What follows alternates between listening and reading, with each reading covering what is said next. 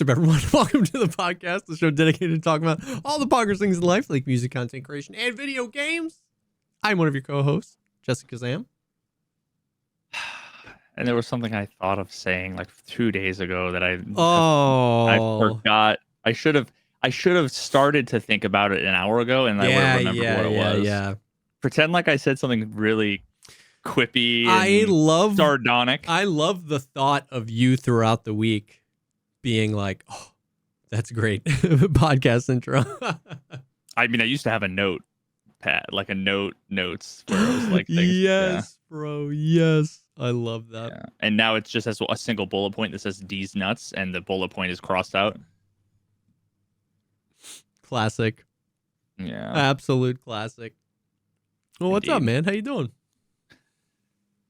Oh, I'm just fucking today, dude. Yeah, I got bent over by The Binding of Isaac. Ah, yes. Oh god, dude, the game, it's so crazy how the games can get hard, man. Yeah. Holy fuck. It looks insane. Like some of the later levels and stuff. It looks out of control. But multiple times today it was like I am at a point where I can't lose. Like there are points where it's like you walk into a room and hit spacebar, everything dies. Next room, spacebar, everything dies. And you're just like on autopilot. And it's like it's very satisfying to like have a build that just is automatic. Yeah. And today I was like, I have a weird feeling like this is unlosable, but I have and then fast forward like 7 minutes later and I'm like, oh, I just died. Yep. Like, oh, I'm just dead. And I just unlocked. So there's like, I don't even know how many characters there are. I want to say like 15 or something. Okay. But then there's an alternate version, a tainted version of each. Oh.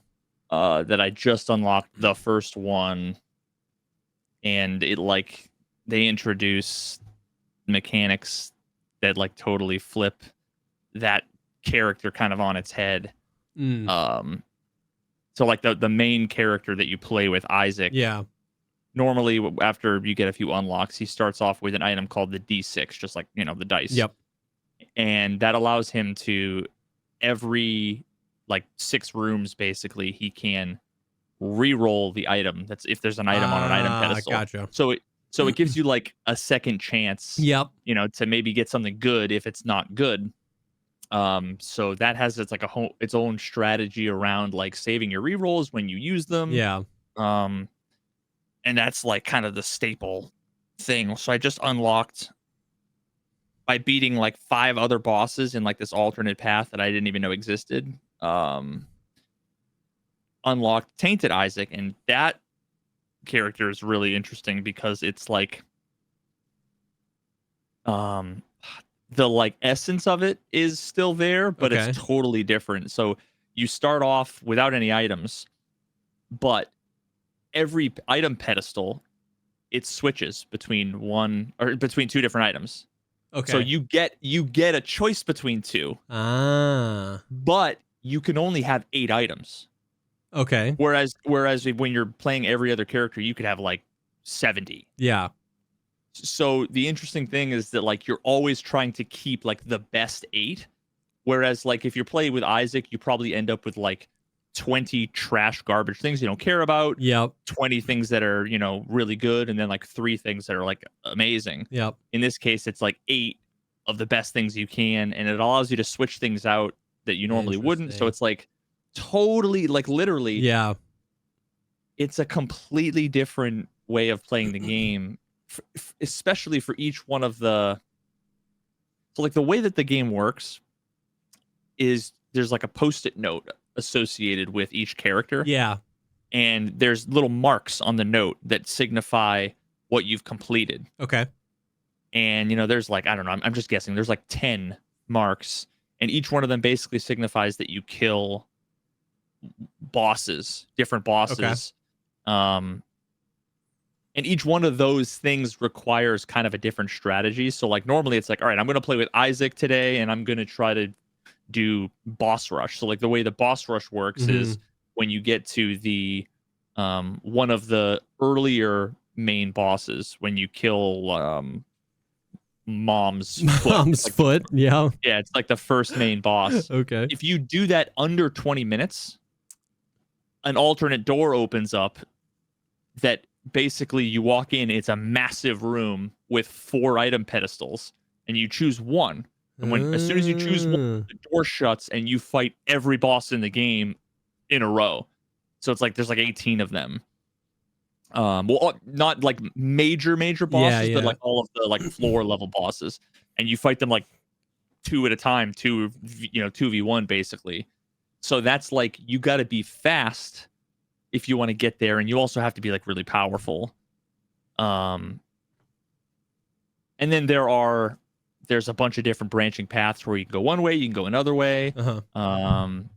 Yeah, so it's like the fact that there's like 40 characters, each with 10 different end goals. Yep.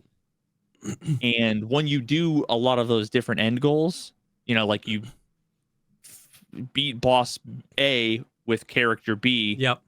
You unlock like either a new item or a new character, or that your character will start with will start with an item now. So like originally Isaac doesn't have the D6. Once you like beat something with Isaac, well now Isaac starts with a D6. So it's like oh god, and I'm just discovering too. There's one character that has no life. There's no HP. You get hit, you die. Oh, really?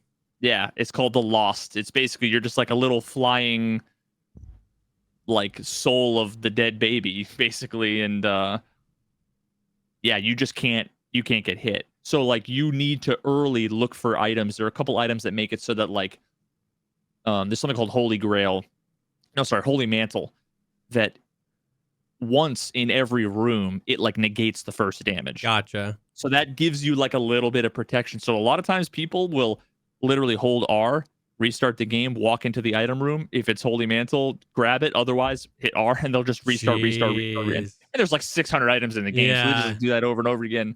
Although I just recently found out that if you do something with someone, you unlock it so that he starts with Holy Mantle. Now that's new, because back in the day, 10 years ago when I played and got real Platinum God, that wasn't a thing. Yeah. So it was like you had to grind beat for boss rush and beat the final Uber Satan with it's wild. The game is just so good, dude. It's so fucking sick. incredible. That's so sick.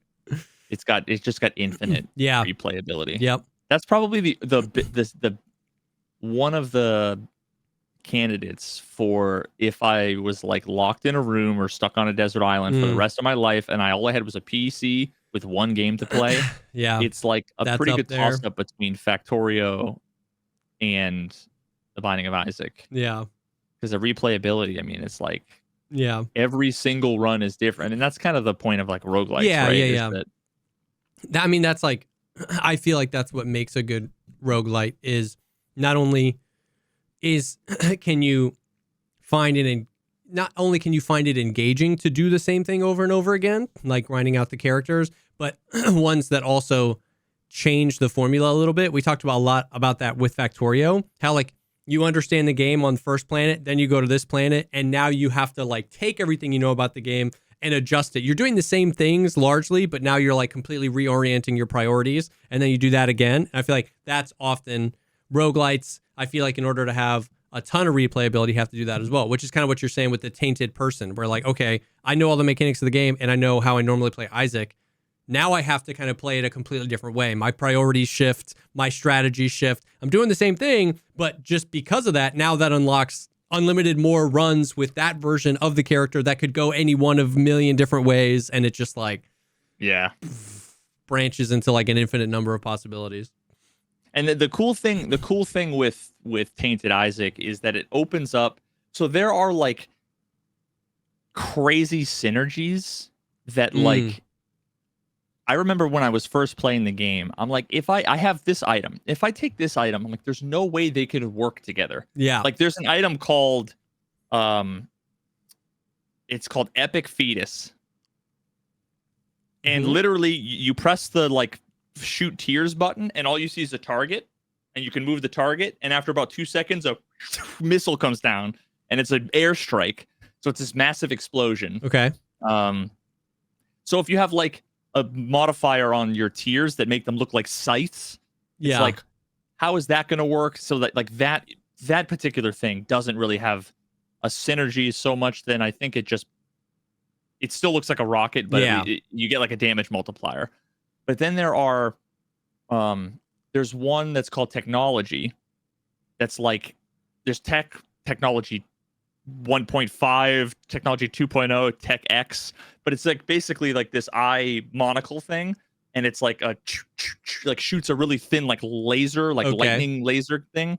There's another one called brimstone, where like you charge up and it just goes, and it's like a blood laser of like hellfire, right? Blood laser of hellfire. So you like if you use both of them, you're like, it must just use one or the other, right? Because they're like fundamentally different things. Well, now the synergy is it shoots the blood laser, but like spiraling around it is like the technology laser. Yep. And then there's just so many sick things where you like want to take another item because you don't know how it's going to interact with the one you have. Yeah. Yeah. And so the cool part about Tainted Isaac is because you have those 8 items and you can basically choose, you hit control and it switches through the 8, and if you walk up to an item pedestal, it'll swap. Okay. Now that allows you to do something that you can't do with other characters, where if you pick up a passive item, which is like most of the items in the game are passive items. There's active items which like have charges and you hit spacebar, which is like the D6 is an active item. Yeah. The passive items, once you pick them up, you have them. Yeah. Yeah. So sometimes you'll pick up an item and you're like, I fucking just destroyed my run. There's one that's called it's called number 1.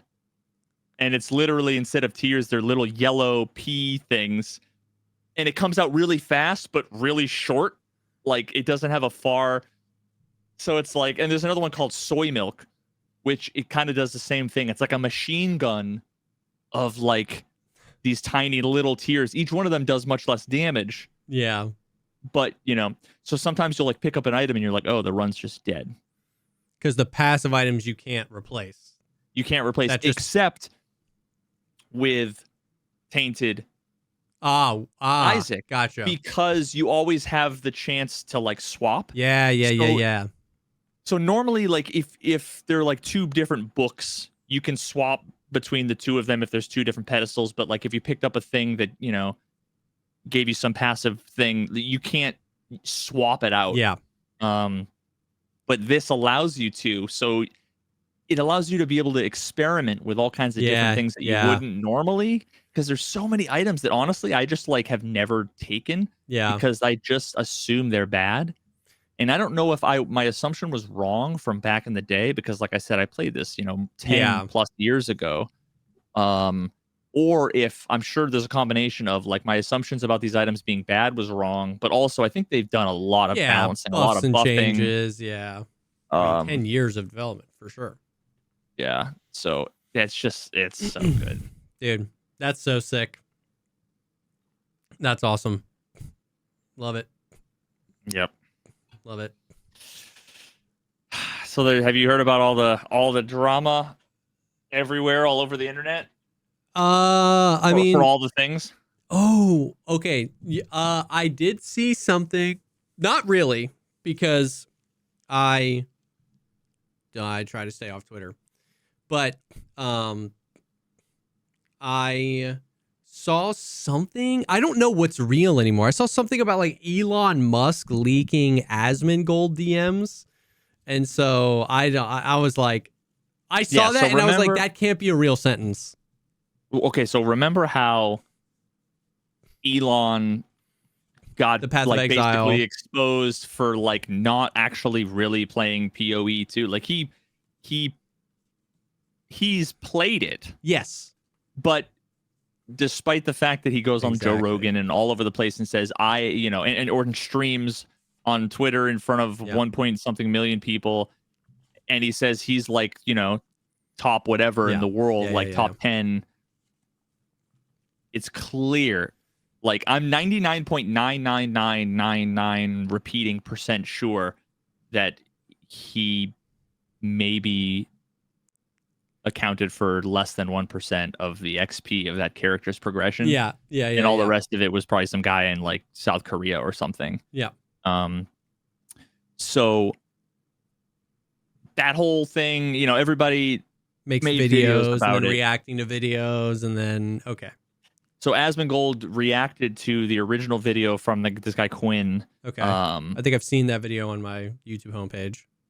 So he reacted to it, and obviously that was like, you know, probably one of the bigger spotlights on it. And actually before that, I don't know all the history. I think based on like some context clues, I think Elon might have been following Asmongold. I'm not really sure. Yeah. But Elon tweeted I should pull it up.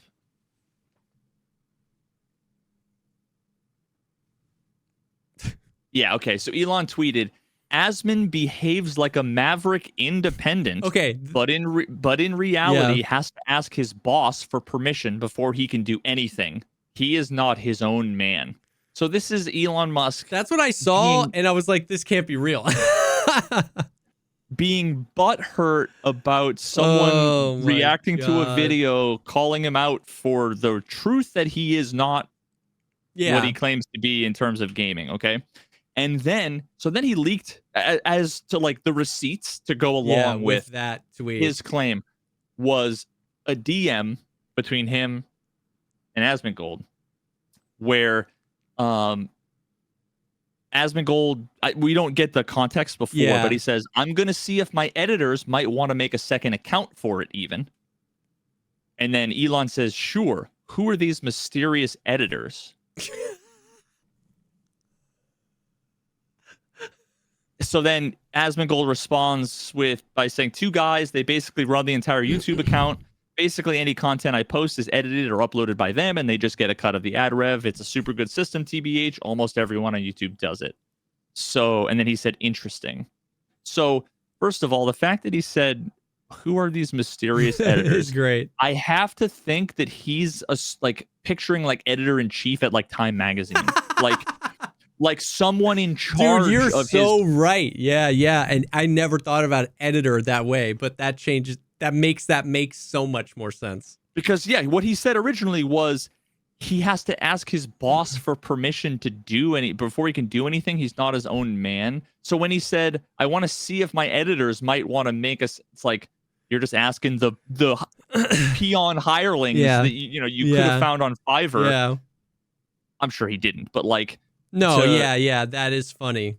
Yep. So that's an embarrassed clown billionaire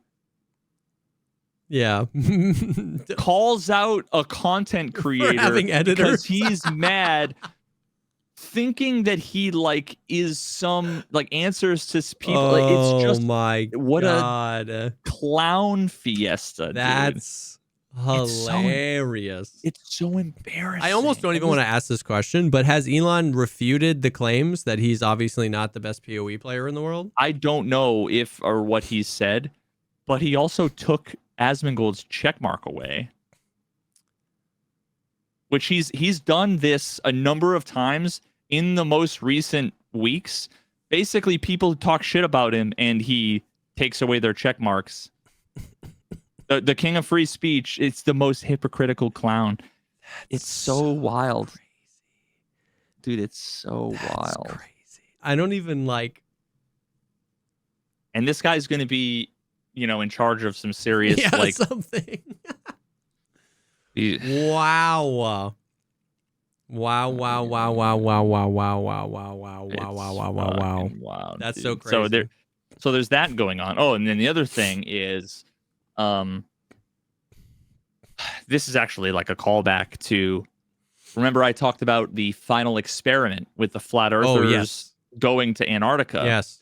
So that has like hit a critical peak where the guy Jaren, who was the one that was at the end of the documentary, where his the meme is basically that he did an experiment, and the result of the experiment was, it's either A, the Earth is flat if we see this, or we see B and the Earth is round, and then all of a sudden he goes, hey, what's the answer? And the guy's like, it's B.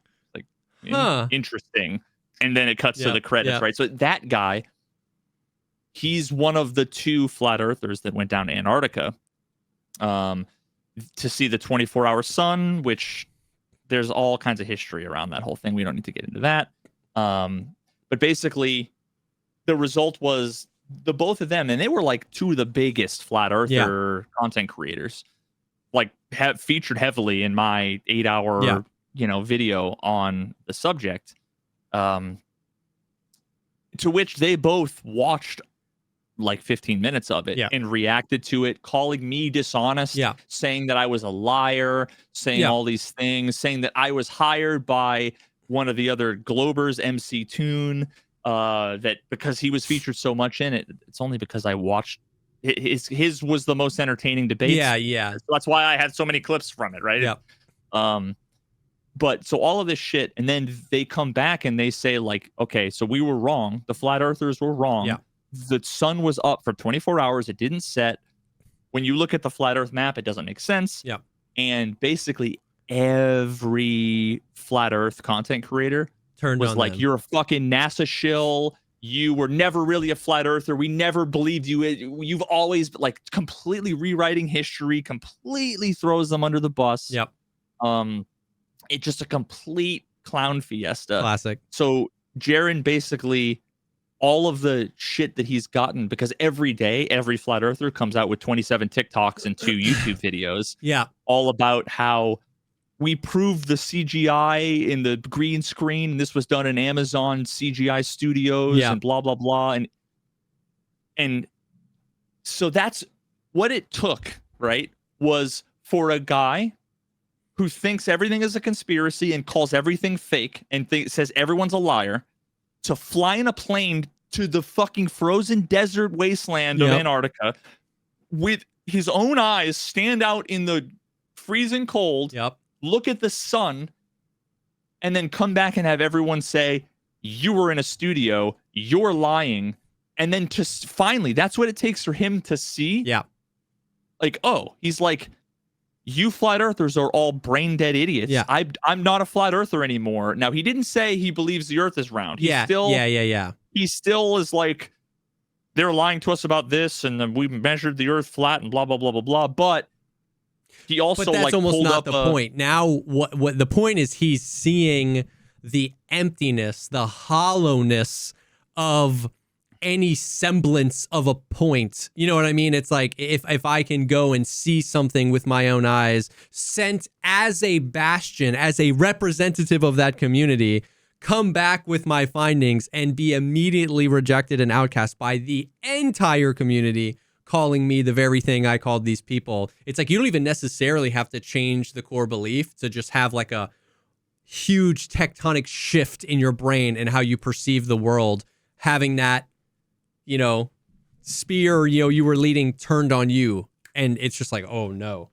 is this what I sounded like? Is this what we all are? And yeah. So, and he has a little bit come around to be like, I realize that a lot of what I'm getting, I'm actually responsible for. I've done a lot of the same.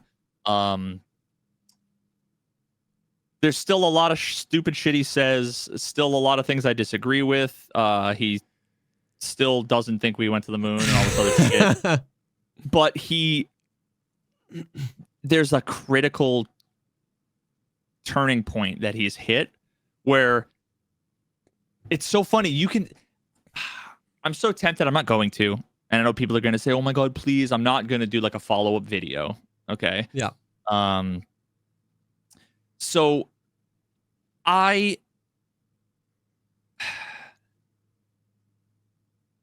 oh man, I really, I'm like half tempted to, but I'm not going to. The fact is that everything he's saying is like perfect point by point along with my video. Yeah. You know, like he's like, flat earth is a cult. Flat earth makes you a terrible person. Yeah. Flat earth, you guys don't, all you do is you like anything that disagrees with your worldview, you completely reject. All of this stuff you guys are saying, if I had come back from Antarctica and we had said the sunset, nobody would be questioning any of the video. Now, they live streamed multiple times from Antarctica. Live streamed from crazy. Antarctica. They have like a dozen 24-hour, 360-degree videos, time lapses from like 9 different camera angles with like the tripods, all that you could look at all of them. It's all in 4K. Yep. It's all been uploaded to like Google Drives and made public. Yep. Like all of this stuff.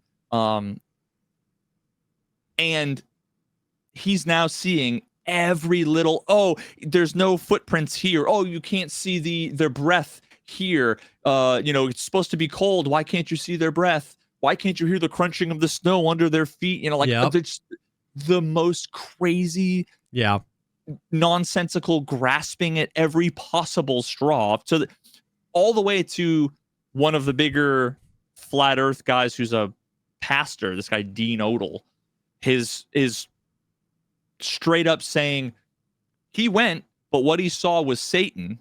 It wasn't the sun. It was Satan deceiving, blah, blah, blah. So now naturally he's coming back and he's like seeing everything that I pointed out, the hypocrisy, the silliness, the cult-like behavior, the disgusting, hateful, whatever. And I send him some DMs, and I really just want to fucking talk to him. Yeah. But yeah, he's been getting death threats, and I mean the flat earthers have like completely turned, and it's kind of ironic. And that's crazy because like they turned on a guy not for saying, guys, we were wrong, the earth is for sure round. They turned on a guy saying, we messed this up, we got to figure out how this works because the earth is for sure flat. And this is what he's getting. Like, that's crazy. You know what I mean? He came home with the worst possible attitude. Logically speaking, he was like, oh no, we were wrong about something. We have to figure out how to force it into our worldview that we share. Right, guys? And everybody was like, no. You know what I mean? It's like, that's crazy. Yeah, he's got... That's crazy.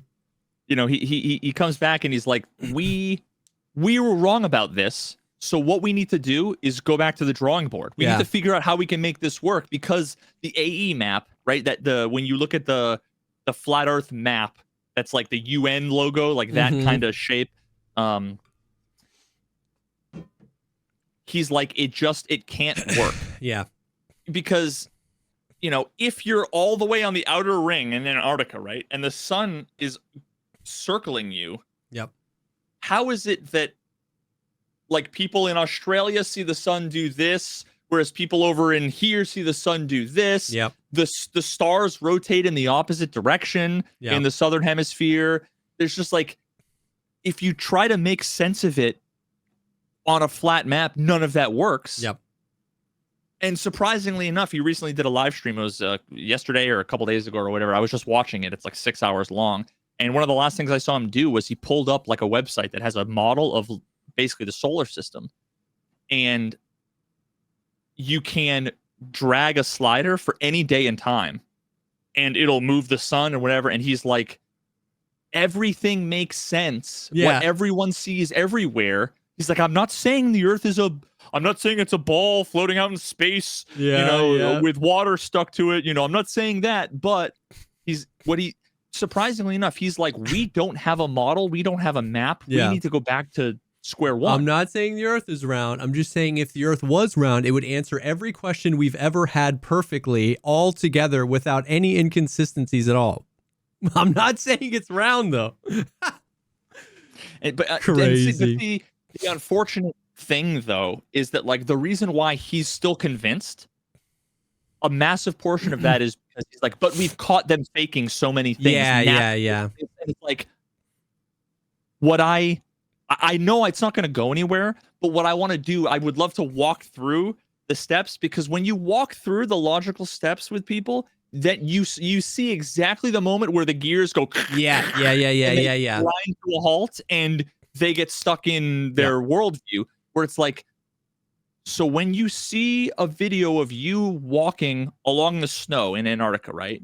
And he understands video compression. He understands the blocking of the pixels and whatever, because there's all this stuff about the footprints not being able to be seen. No, it's like, it's the footprint from 40 feet away in the shallowest snow is going to be like barely grayer than the light gray. So, and he has the 4K, the 1080, and the compressed uploaded to YouTube version, and he can see the footprints in the 4K version. So he's like, I understand it's video compression. Yep. But yet when he looks at NASA video and he sees these things that can be explained by whatever, and he's like, yeah, real convenient, you know, whatever. Yeah. And he also sees the craziness. The best part, dude, he had like a chest GoPro camera. Okay. And he was eating like a cup of noodles kind of thing from Santiago, where they came from, like South America, where they flew in from. And it was like, I don't know the name of the company. It was like, you know, Captain Pollo, right? Like something with chicken. Yeah. But pollo is Pollo, and means with, right? Pollo, Apollo. You know how many people were like, he's sitting there eating the cup of noodles, and you see the thing, it says Apollo. The number of people that were like, nice fucking Freemason symbolism, bro, all this stuff, and it's like, oh we're my cooked. God, like we're cooked.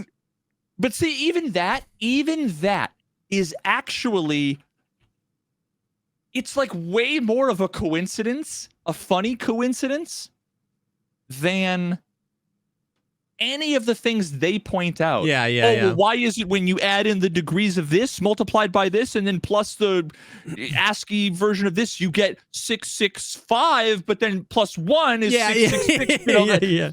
And it's like, and he's sitting there, you know, talking about the flat Earth with, first of all, there's a picture of him wearing a hat that was like basically like, fuck NASA, we don't believe NASA. And the people are like, look at you, you're sitting there wearing a NASA hat. Oh no, when the merch comes back to bite you. And showing us your sun god, you know, because they're there to see the sun. And like Apollo is like, you know, some people see it as like the god of the sun. Dude, it's just so. And now it's like, now you see the fucking lengths that you will go to see. But see, there's like a disconnect. There's a disconnect there, and it's like, you see this, apply it here, bro, and it'll unlock the universe for you. It's like this experience brought him miles and miles and miles so close to the finish line, and there's just like a 1-layer brick wall between him. It's like, if you could plug these two things in, your whole world would open up. But there's this disconnect. You got to the 99-yard line. You're over here on this side of the wall. You're applying all the right logical things and being like, oh, I understand. You guys are weird, XYZ. And it's like, man, just plug that in over here and you're set, bro. You're chilling. Oh, man. That's crazy. I actually have some more questions about that. But before we hop in to more of that, I do want to take a quick second and thank the first sponsor for this week's episode, and that is MANDO. If you want to smell good, look good, new year, new you, trying to smell the best you can, MANDO has got you covered with all sorts of stuff. They got deodorant, they got wipes, they got aerosol deodorant, they got soap, they got all sorts of scents that smell amazing. And their deodorant is whole body deodorant. When I say whole body, I mean whole body. Okay? You can put this stuff wherever you be smelling bad. You know what I mean? And it smells amazing. It's so good. Dude, something happened in the last couple of years. I don't know what it was, but I had like a deodorant crisis. all of a sudden I've never really been one for like the like liquid gel kind of sticks, right? Yeah. But for some reason, I would get all of my shirts out from the dryer, and they would just be like caked on with whatever it is in there. What it is, it's the aluminum. There's like an aluminum-based chemical in the deodorants, in the solid sticks, that is the antiperspirant. Okay, Gotcha. So that's the antiperspirant. Now, so that was like, it just gunked up all my t-shirts and all my shirts out of nowhere. And I don't know if we like changed detergents or what. My wife swears we didn't. Okay. Until Mando, I don't sweat. It smells good, and it doesn't ruin my shirts. Yep. And that's it lasts like a long time. All day. Yeah. Yep. It's massive. That's like super important. It's huge. It's huge. Their scents are like, we talk about this every time. It's one of my favorite things about them. Their scents are like really distinct and really good. Like it feels like they were the first ones in a long time to be like, what if there were new smelling things? It's like, you know what I mean? Like every brand has had the same 4 scents for forever. And so like theirs feel really like fresh and like earthy, and like they just make you feel like a man, but they smell really good and they last a really long time. Bourbon, leather, cedar, grove, clover woods, Mount Fuji is another banger one. We've said this before. They have unscented as well, which is great if you're literally just looking for preventing yourself from smelling bad. And you have the option of like the deodorant in any way you want it. They've got the stick. They've got spray, which is very helpful if you like to put it all over the place. You know what I mean? You don't want to be rubbing your deodorant stick on your nuts. But if you the spray, you can do whatever. And then they also have a cream deodorant, where you can do that, put that wherever you want as well. So it's deodorant however you want it, smelling really good. And it's just awesome. It was created by a doctor that saw firsthand how BO was misdiagnosed and mistreated. Block odor all day for up to 72 hours. All products are baking soda free and paraben free, and proven to control odor better than a shower with soap alone. So Mando's starter pack is perfect for new customers. It comes with solid stick deodorant, cream tube deodorant, 2 free products of your choice, like mini body wash or deodorant wipes, and free shipping. As a special offer for our listeners, new customers can get $5 off the starter pack with our exclusive code. That equates to over 40% off your starter pack when using code POGCAST. Let me make sure that's right. Yep, it's POGCAST at shopmando.com. That is shopmando.com. Use code POGCAST for an additional $5 off your starter pack. Thank you so much, Mando, for sponsoring this episode. Bada bing. Okay, so the only other thing I was wondering about the Flat Earth stuff is what's going on with Witsit. Because he was getting flack, even though he came back like more aggressively like Flat Earth, Flat Earth, Flat Earth. But the last time we talked, even he was getting flack for just acknowledging that the sun was up for 24 hours. Is he still getting hammered by the community too, or is he slithered back into their graces? No, he's a fucking Freemason NASA Jew show. shill. Oh my God, that's so crazy, dude. He's been like going into like different discords and stuff, because there are a lot of like flat earthers. There's this one guy, Nathan Oakley, who's like the most disgusting of the disgusting. He's the one, I don't even know if I ever said this. In one of his videos, you can basically hear him like slap his kid. Like his like Jesus baby was like crying. Like he's a disgusting, despicable human. A real piece of shit. This guy has a debate, like a weekly kind of debate thing, where it's him in Discord screaming, mocking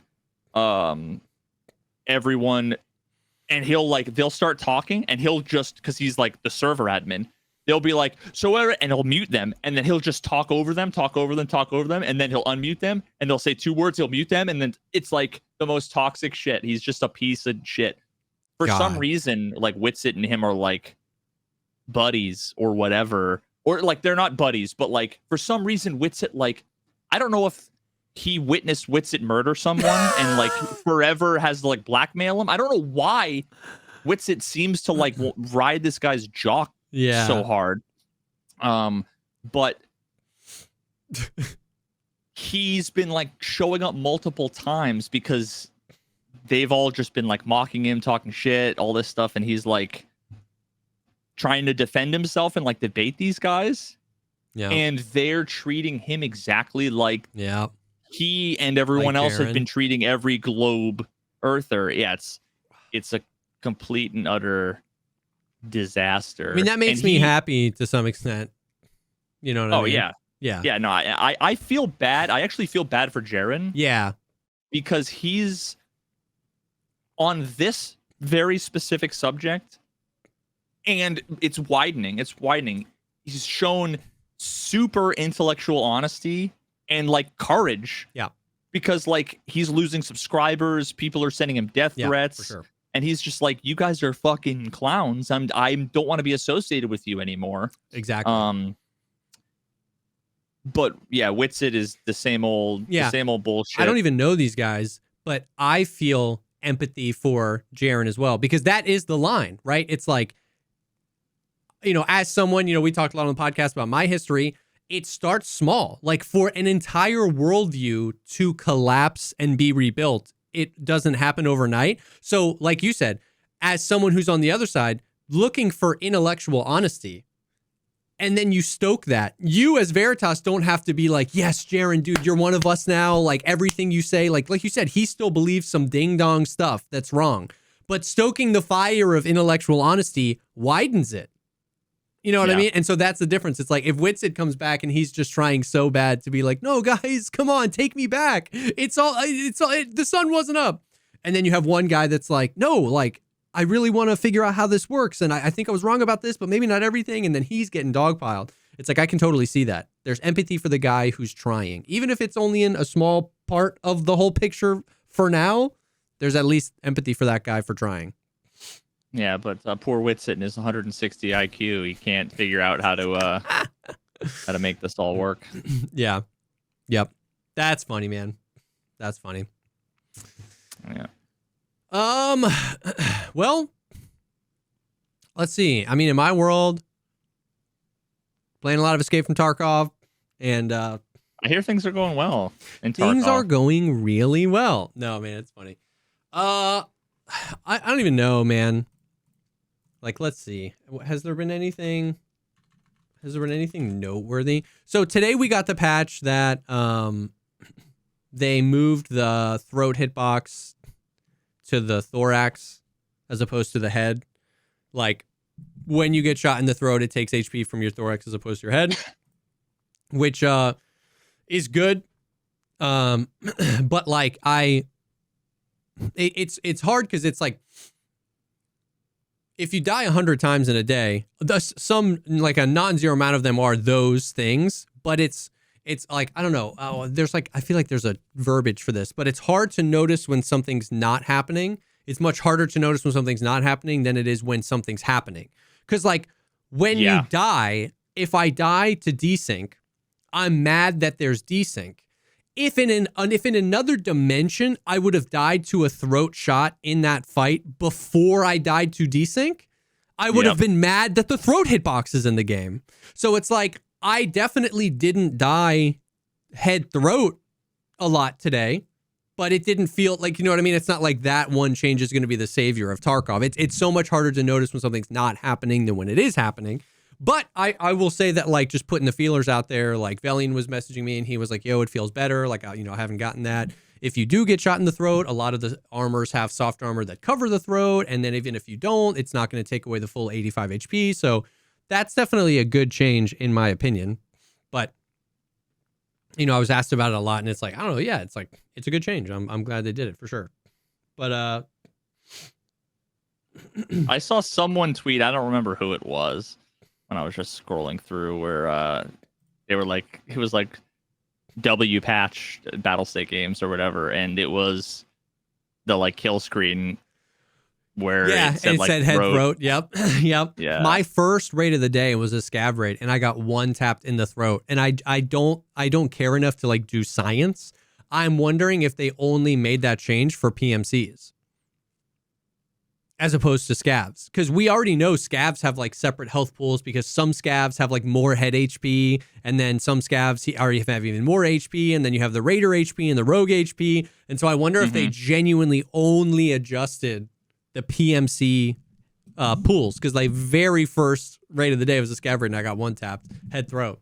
But I was like, oh, I don't know. Oh, it was Trey. Yeah. Yeah, awesome update, guys. And so he was on his PMC, and it said head and neck. Yeah. Did it say throat before? Well, there's neck. There's like neck, nape, and throat. They're all this area, but there's just so many hitboxes. It's insane. Why would you need? You don't. The answer is you don't. Anyways, so like that's a good change, but it's hard to interpret how much like is going to happen. But I'm not in any way poo-pooing it. Like I'm glad they made it. Like W. All right, cool. Now fix, some of the other stuff. Yeah, man, I don't know. Like I had a moment. I had came to a realization the other day, and this like is probably one you came to a while ago, or something that you could at least pick up on from talking to me recently.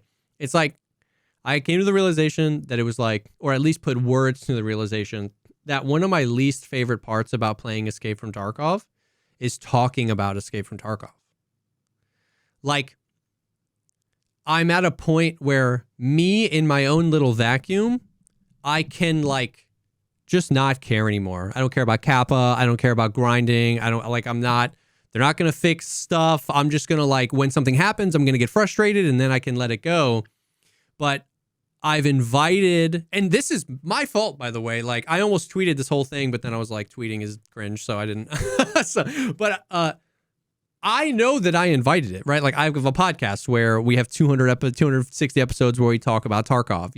I was the bright-eyed, bushy-tailed Tarkov player that made videos discussing possible changes and this, that, and the other. I played, I spent 9,000 hours streaming basically one game, Escape from Tarkov. I have engaged in all these conversations. So I know that I am responsible for creating this desire for people to come in and like ask me what I think about something, you know what I mean? Or, want a conversation about it. And I'm not at all mad at the chatters for doing that. But I just I think that's maybe more than I realized. One of the reasons why I had so much fun playing other games like Delta Force is because I'm not the Delta Force guy. I'm some other guy playing Delta Force. And so I can just play. And then and in Delta Force, I can give an opinion on something. I can be like, oh my God, time to kill is way too short in this game. And it never spirals into a thing because I'm not an authority on that game. You know what I mean? So it's whatever. If people disagree, they're just no, that's dumb. And I'm like, yeah, whatever. But in Tarkov, it's I had this realization where there was this specific instance where, and once again, I'm not trying to call anybody out. If you listen to the podcast and you were in chat for this conversation, I'm not saying anything against you. This just kind of summed up what I'd been feeling. But it was we were on Shoreline and we were getting shot at.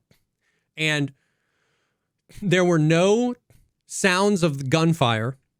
And for about 50% of the shots, there were no impact sounds. You know how sometimes if you hear an impact, you can kind of triangulate it hit this tree in front of me, so he's got to be behind me. You know what I mean? Mm-hmm. About 50% of the shots, no impact sounds, no gunshot sounds. We were all just taking damage. Dunk, dunk, dunk. And we're on Shoreline, out in the open.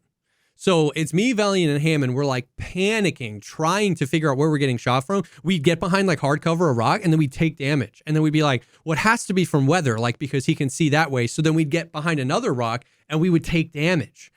And it just took us a tremendously long time to be he's got to be at the new area back there. Valiant died. Hambino died. I triangulated he was that direction. I'm healing up. A plane comes over and a guy creeps up behind me, just separate guy, shoots me one time in the head and I fall over because it just took us 10 business days to figure out where this guy was shooting from. And so then I was I was frustrated. I was dude, I hate that because that guy was probably maybe 120 meters away from us. He was not plinking us from 300-400 meters. He was close enough that I was... What caliber? 5.56, I think. I don't remember, to be honest with you. He was close enough that I remember thinking, man, I wish I could hear, if we could have just heard him shooting at us, that would have gone a different way. And I feel as though he was close enough that even though he was suppressed, we would have heard, we should hear something. Like, you know what I mean? We had this conversation a few weeks ago about like, there's a hard cutoff with suppressors. It's like, you can hear someone shooting at you from 99 meters, but at 100 meters, you can't hear them shooting at you. And I was just like, man, that sucks. And 5 minutes later, we're like just so deep in the weeds about like, this and that and this caliber and that caliber and unsuppressed. No, and like realism and how far away can you hear someone? Like somebody was like, yeah, man. I mean, it's like those guns are quiet. Like, I don't think you'd be able to hear someone at like 500-600 meters. And I was just like, 500-600 meters. I was like, dude, I could have thrown a wiffle ball and hit the guy. Like, what do you mean 500 meters? Like, you know what I mean? It just spiraled out of control. And I think that was just like, once again, I wasn't mad at anyone in that conversation. That was when it just hit me like, I hate talking about this game because it's just so wrapped up in everything and this and that and the realism and the game and the Nikita and the cheaters and it like the spaghetti code. There's nothing new that ever comes to the conversation, so you just are repeating the same shit. Yeah, the chatters are just repeating the same 4 copy pasta tropes. Yeah, and it's just like but it's like and I would say most of them don't even realize that. Most of the chatters, it's not even an intentional thing. Like I so genuinely like am chill with the chatters, but it's like the scenarios constructed, you know what I mean? Like I can like look at a guy 40 meters from me, have him shoot me and not hear the gunshot. And a chatter will be like, when using subsonic ammunition in humidity sub 43% in the Sahara Desert from 1.5 miles away using a 22 long rifle, you wouldn't be able to hear that shot.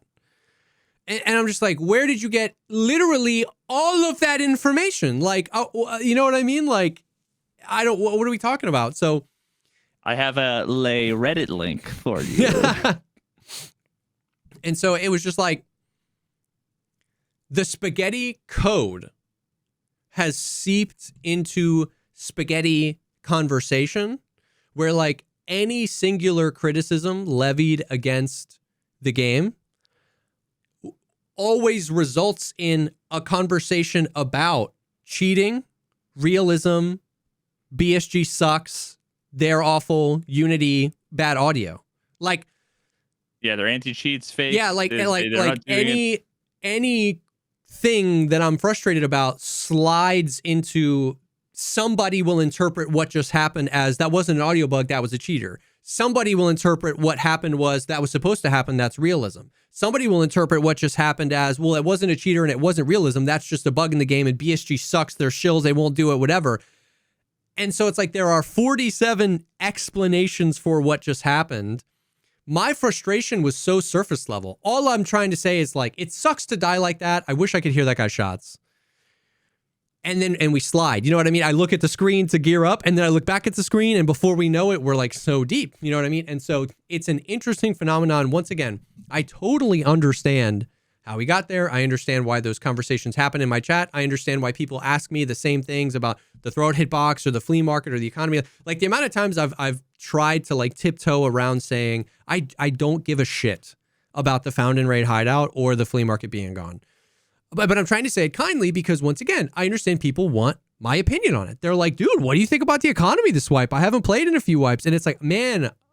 Say it the 526th time and don't seem like an asshole. Yeah, exactly. That's good luck. I'm trying, anyone on planet Earth. I'm trying to not seem like an asshole. And so like, so my, you know, like, so I say all that to say like, yes, I could come on this episode and again, shit on the game, shit on the devs, shit on whatever, shit on the community. I'm trying not to do that, but like, I just kind of came to that realization where I was like, man, if I open my mouth and I start talking about the game, it ends up that way because of the like anchored pull of the community's, you know, segmented belief system about whatever. You know, there are people who think like everything that's wrong with the game is because of the cheating. Everything that's wrong with the game is because of, you know, the netcode or whatever. And it's like, and so the anchors pull down on the conversation down into these buckets. And so I like this wipe. I have had a level of fun in Tarkov I hadn't had in a long time. Like we mentioned last week, I was really surprised at how much I liked the economy changes and like how I got the whole hideout upgraded basically without buying anything off the flea market and all this kind of stuff. And like, so obviously there's a part of me that's just like a jaded, burnt out, Tarkov veteran, but there's a part of me that's like, oh man, like I love gaming with Vel. I love gaming with Hambino. I love gaming with Seal. Like we've been gaming, we've been having fun, we've been early wiping, and I feel like it always just ends back in the suck because like I just don't feel like I want to talk about the game at all anyway, because it just always ends in the same conversation. And it was so refreshing to play Delta Force for like 3 weeks straight and just like be able to gamer mold a little bit and be like, God damn, the TTK in this game is shit.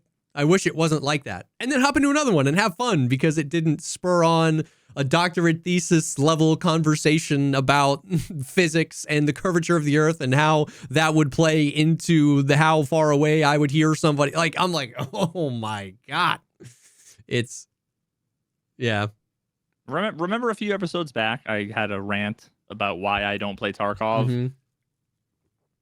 And the rant was, effectively like it's the community, the game, and the interaction of all of those things together. That's what I was talking about. Yeah. Right. Like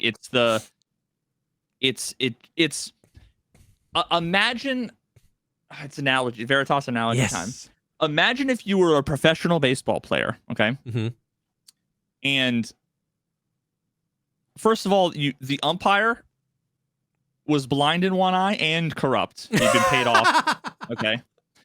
And the pitcher was throwing, he had like the tar, the fucking pine tar on the ball. Like, you knew that was going on, okay?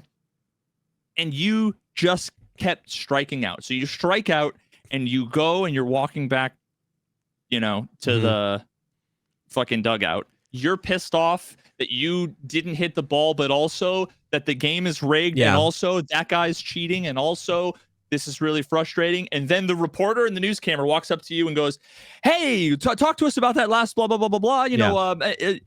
How do you feel about this? How do you feel about that? And also, can you talk about, remember the drug allegations for when you were 15 years old and talk to us about, and it's like everything that comes up every time in every press conference over and over and over and over again that you get asked by the same 7 press over every time you swing. Hey, how do you feel about that? Blah, blah, blah, blah, blah. And you're like, okay, next pitch, swing and a miss. Hey, how do you feel? And it's like, eventually you're just going to go, fuck off, get away from me. This game sucks. I don't want to play it anymore. Yeah. And I mean, it's just, and this is one of those things that I already know. If you're one of these people, you're a bot and you need to figure out why you are the most predictable, unoriginal person. The people who are like, you're a streamer, this is what you signed up for, you need to be blah, blah, blah. You're a robot, and like for sure. I'm not the one chronically online, you are. It's a situation that manifests from everything. It's nobody's fault. Yeah, no. It's like our tax system is fucked, right? Yeah. It's not like one person at one point made a rule and then that needed to be. It's like thousands of people over the course of 100 years. Yeah. So, and it's like, there's no point in trying to blame anybody. Yeah. It just, I want to be able to bitch about something that sucks, that we should all agree that sucks. Okay. Like the IRS person on the phone, they're the chatter. Listen, I know, like, you're just doing your job. Yeah. I'm upset, not at you, Suzanne. Yep. At the situation, right? It's like Comcast. Yeah. That's kind of the way it is, right? So people need to like recognize, and this is something that is, I'm seeing more and more and more. I used to have somewhere, I literally have a folder full of screenshots from Tarkov streamers who were historically always positive. Yeah. And I started collecting screenshots of tweets of them cracking. and being like, half of them normally are I'm probably positive, me. but this is no, actually none of them were you. And at some point, like a year ago, I just stopped collecting them. But I just saw today one from Nice Guy. Yeah. And he was basically like, I'm done playing the game. I'm trying to remember. I don't know why. Did he delete it? Maybe it's I don't know. I heard about that tweet, but I didn't. Yeah, I don't know. I'm not seeing it now, but it was basically like, I'm done playing. I've had enough. Yada yada yada. Kind of a long. Okay, no wait, I found it. TLDR, I just played Streets for 11 hours straight. It just ended the wipe for me. Be back when there's some interested events pre-wipe in a few months. For those asking about the blah blah blah, actually playing Tarkov normally really fucking sucks, and I hate to see it. Yeah, I know that the cycle of playing a game you want to be great, being frustrated that it's not great, plus your own frustrations that every single person experiences when they lose in a game that they've invested some amount of time, effort, whatever into, coupled with being in front of an audience, having an opinion, being surrounded by a bunch of people who a lot of people have great opinions. Yeah. Newsflash. A lot of people on the internet have dumb opinions. Now, every single one of you are like, yeah, I know someone like that. Half of you are that guy. So just consider, this might be what we signed up for. We might have a cushy geek playing video games all day long, but that still doesn't make it suck less being surrounded by toxic. Not even when it's not best case scenario, it's not even toxic, and it's still that's cancerous. What I want to say. That's what I want to say is like, I don't experience a lot of toxicity in my chat. The feeling is more than the sum of its parts. Does that make sense? Like any one of those chatters over a cup of coffee, I would be like more than happy to have like a fun conversation about like, like real, like how realism and abstraction works. And like the whole point is to like create an unrealistic experience that simulates a realistic experience. I can't staple my femur together in 18 seconds using a surf kit in real life, but it makes Tarkov feel more like real life when I can staple my femur back together, right? Like that's an unrealistic thing that makes the game feel more realistic. Like any one person I can have that conversation with. And I genuinely, like, I'm actually so lucky, like 99% of my chat, the people that like instigate these conversations are like so positive and so genuine about it. It's just the death by 1,000 cuts, the hammer constantly beating down, and the misinterpretation, right? They pop in, they haven't seen the like 6 hours of shit raids. I die and I mauled about this. I'm like, dude, you shouldn't be able to hear from that far away. And they might interpret that as like an invitation to engage. So like, I'm so willing, like, I don't want people to listen to this and be like, Jesse resents his chat for talking about the game he's playing. Like, what a loser. I totally understand what's happening. Like you said, though, it just doesn't, understanding what's happening doesn't make it like, I understand that your Ford F-150 just ran over my foot. I know what happened. It hurts. You know what I mean? It's just like, it's just, and once again, this is, I think the reason I'm talking about this now is because I have the contrast. I thought that that's just what streaming was, but I had the contrast of 3 weeks playing Delta Force where I could mold or do whatever and have it be the surface level thing that I want it to be when I mauled about Tarkov. Like, I want to just like mold, get it out of my system, hop into the next raid and move on. And like, that's exactly what it is in Delta Force, man. We're just like, yeah, that's interesting, whatever. Or me and Ham talk about it, we chop it up a little bit, and then we move on. And so then I come back to Tarkov, and like, I'm at a place now where it's like, I feel like I have a healthy relationship with Tarkov in that, like, I care less, but it's just the constant conversation almost drags me back in. And then I'm so careful about, I don't want my growing frustration to be interpreted as it's pointed to chat. So I point it back at the game, and I end up back where I started, which is like mauling at the game, because I'm frustrated at what's happening. but I'm self-aware enough to know that like you are not trying to instigate this or make me mad, but now I'm more mad than I was 10 seconds ago, and 10 seconds ago I was mad, so I'm just going to funnel that back into like, fuck this game. You know what I mean? And it's like the cycle is painful. But I know that I'm the one firing up the stream every day. You know what I mean? It's just, I say, let's say I'm just stoked for Delta Force Season 2. Yeah, it's like this is something that, I don't know, it's a weird thing that people have forgotten. This is like the difference between men, this is the stereotypical between men and women when it comes to problem solving. Something that I've learned a long time ago, that ever since I figured this out, it's made a noteworthy difference, okay, in my life. When my wife, when she wants to like vent to me, she is not asking me, for my opinion or help, or suggestions, or she's not looking for me to help her with a solution. Yeah. She just wants to vent and be heard. Yeah. Right. So the moment I stopped trying to be like, okay, well then let's sit down and let's figure this out. Like, let's, that never, it just like never ended up with like, I'm trying to help. What do you mean?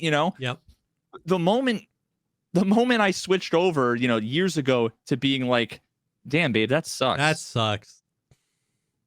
Man, then you'd be surprised how quickly it's like, well, I feel better. Right? Yeah, Whereas, like, yeah. If I like drill down, but that's like the listening and having empathy and just letting it be known, right? That you have the empathy, that you're being heard. Yeah. That is something that people on the internet don't have. Yes. By and large, it's something, it is a skill that is in short supply. So if I ever go on a rant, or if I ever went on a rant, or never would I rant and then, the responses in chat would be like, damn, man, that sucks. Yeah, I feel you. Yeah. It's always, here's my backseat solution on how to fix it. And, or here's why you're wrong, bro. And you did this. And why did you do that? And whatever, which is like, it's just not the like empathic, human, normal, good, healthy way to respond when someone is upset about something, right? So for the people out there who aren't like degens, and who actually like want to step back from the keyboard and be like, I want to be a better person today, think about that and keep that in mind, that sometimes when someone's upset about something, they might even be wrong. Yeah. So many times when I'm frustrated, a bunch of shit happening with the game 8 times in a row, it's the game's fault. The 9th time, it's my fault, and I'm like, fuck this game. I hate this game. Yes, this game sucks. dude, yeah. And someone's like, what do you mean? Blah, blah, blah. It's like,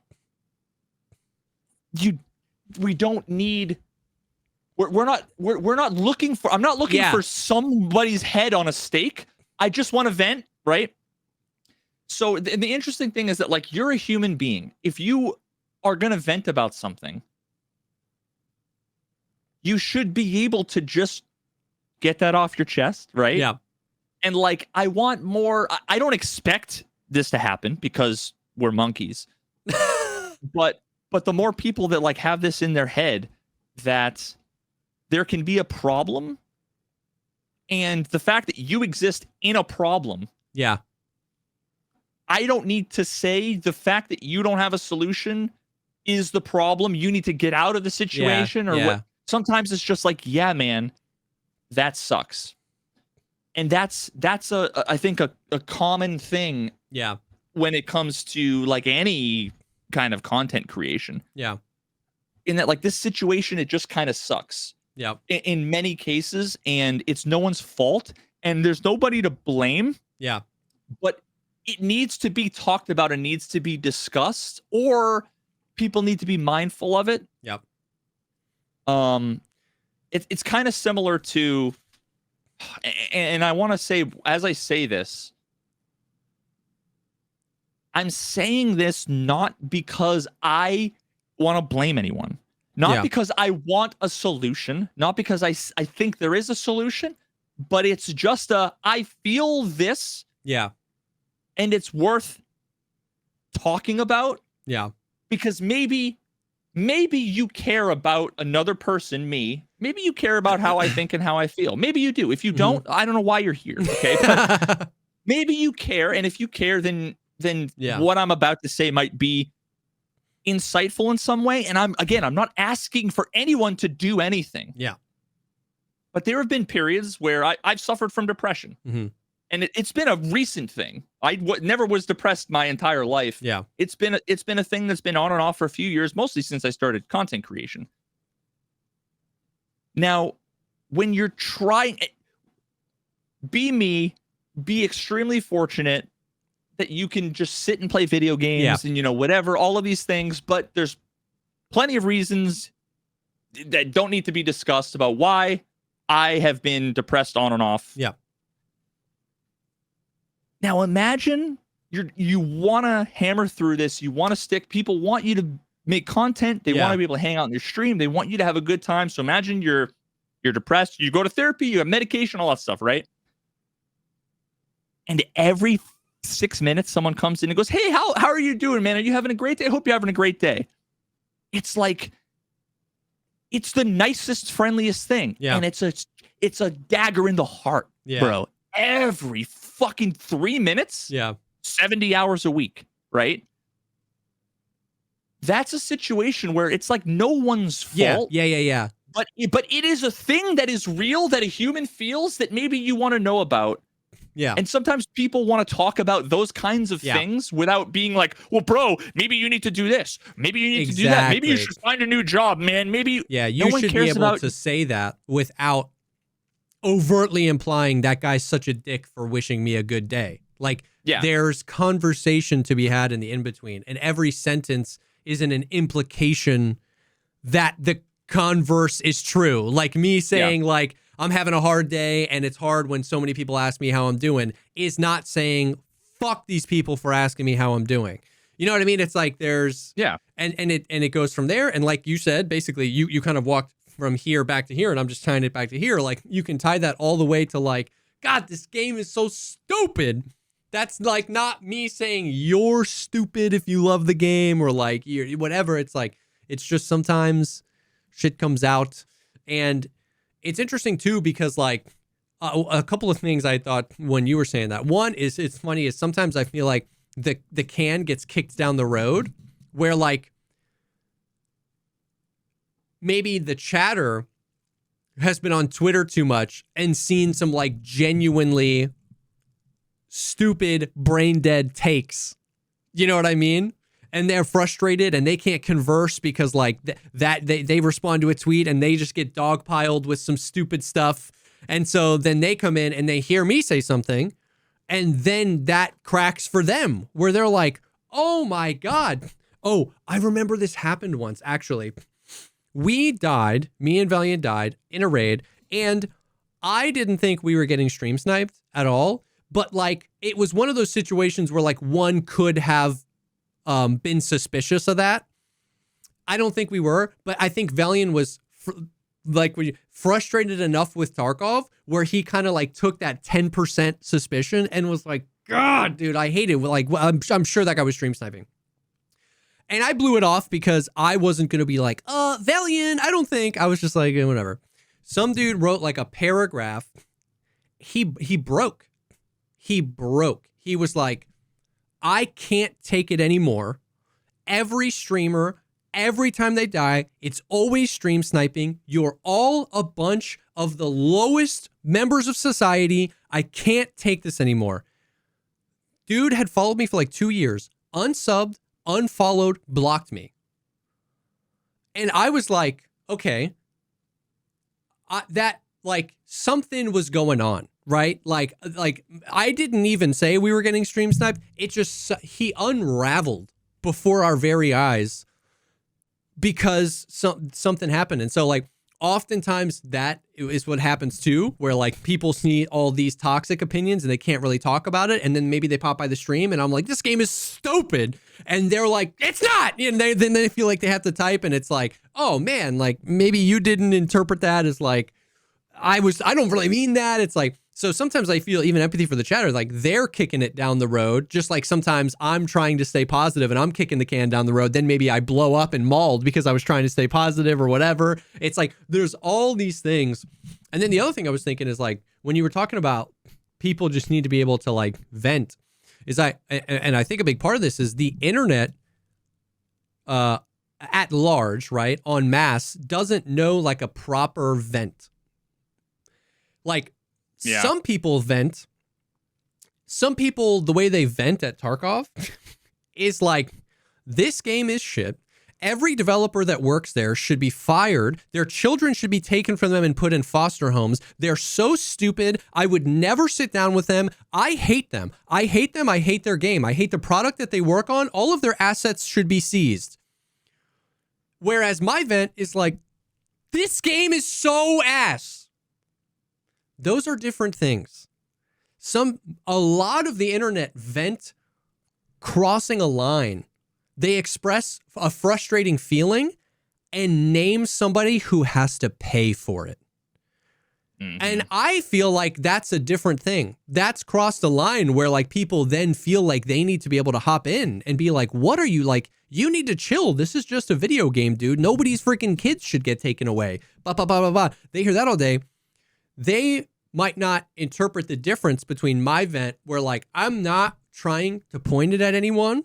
I'm not trying to say anybody has to pay. I'm just like, I got to get this off my chest.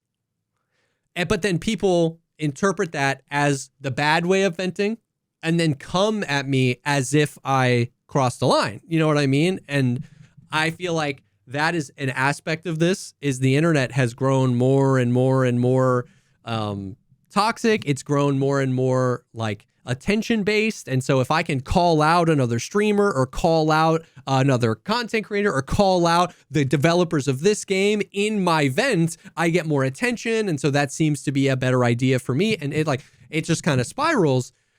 And I'm not trying to get into all that. I'm just trying to like get something off my chest. You know what I mean? And then move on immediately. And when that happens, so oftentimes, like 4 seconds later, I'll then interpret my own shortcomings in that. Like, you know what I mean? Like, I'm like, this game sucks. And then 10 minutes later, I might be like, I'm so mad I whiffed all those shots on that guy. You know what I mean? I just needed to come down. Yeah, that's what I was going to say. In very much the same way that like the solution to the problem I talked about, right? Yeah. With depression is working through it over the course of months of therapy. Yeah. Which again, there's hundreds of days in between where there is a real struggle that a human being is feeling that you might care about. Not that you need to do anything, but just like empathize. Okay. Sometimes the solution is I mauled. You have the pit of your stomach, rage, wanting to blame anybody, irrational, whatever, that slowly fades over the course of about 90 seconds to the point where you're like, yeah, I fucking whiffed all. I whiffed those shots. Yep. Yeah. And it's funny. Someone said something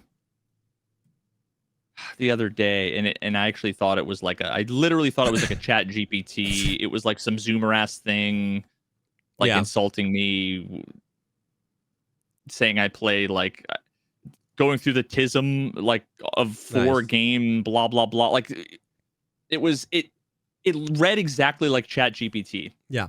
And I was thinking about how it's like I prefer having less viewers in a non-Tarkov game. Yeah. Because it's less shitty. Because what happened was I mauled it about Isaac. Mm-hmm. I was frustrated after having lost like 17 things in a row. Yeah. A few of them were just embarrassing. Like, yeah. I went to go take a thing that cost a heart, and I had 1 heart, so I just died right at the end, and I'm like, that's so fucking embarrassing, right? Yeah. And I'm just like, fuck, I hate this game, whatever. And it was like, because I didn't have 2,000 people, half of which were edgelords in my chat. There were 65 adults, most of which were lurking. I mauled it, and then I cooled down, and there literally wasn't a chat message in between for me to then flip a switch and go, nah, that was dumb, right? Yeah. Yeah. And I didn't take that for granted. Yeah, you were savored that moment. I'm like, I'm so glad I just had less people fucking in chat today, because there was statistically it was much less likely that anyone was going to say some ding dong shit in the time between I said some ding dong shit and then I was like, my bad. You know what I mean? Yep. But yeah, everyone is a human being. Just because you are on Twitter talking to someone else on Twitter, it doesn't make them not a human. Well, dead internet is a thing. That's a different topic. But yeah, just because a content creator signed up to do content, that doesn't mean that they aren't ever allowed to complain about the ecosystem or the platforms or fucking taxes or chatters or whatever, right? Exactly. And us going through those struggles isn't, once again, it's not personal. It's not an indictment of you if you're listening to this and you feel like you are a part of those conversations or whatever. It's like this is the high level, what bubbles up to the top. Anyways, before we jump into the last few Tarkov stuff and some other stuff, I do actually want to take a second and thank the second sponsor for this episode, and that is the Perfect Gene. Now, I don't know. We haven't talked. I don't know what your freaking experience has been, but dude, well, we get offered, to work with the Perfect Gene. They send us some jeans. My wife, I promise you, she was in the room when I tried them on, and she said out loud, that's like the perfect gene for you. It's actually crazy. It's the perfect name. I'm not. Yeah, dude, it's like you set the bar so high. It's the best pair of jeans I've ever tried on in my life. Let me explain to you why. So you can get them in, what's nice is it's like standardized colors. You can get any of these 20 colors in any of these cuts at any of these sizes, right? So it's not like, the skinny jeans, they only have these colors, and then the boot cut, they only have these. So I like skinny jeans. And when I was a kid, I liked real skinny jeans, like as skinny as possible. And I'm not like that anymore. And sometimes, but I've also, my brain chemistry's been permanently altered. I can't wear regular cut or boot cut jeans. I feel so uncomfortable in them, but I don't want those. If you like skinny jeans, these are the perfect amount of skinny that I don't feel like people are judging me or going to be asking questions, but they feel very comfortable and skinny. They're stretchy, they're comfortable, and they put a little bit extra around the waist. They fit around the waist 10 times better than any of my jeans. They got a little bit of stretch, which is wonderful. It's just literally, I was like, oh my God, these are the perfect jeans. They're amazing. They really are. I literally have them right here.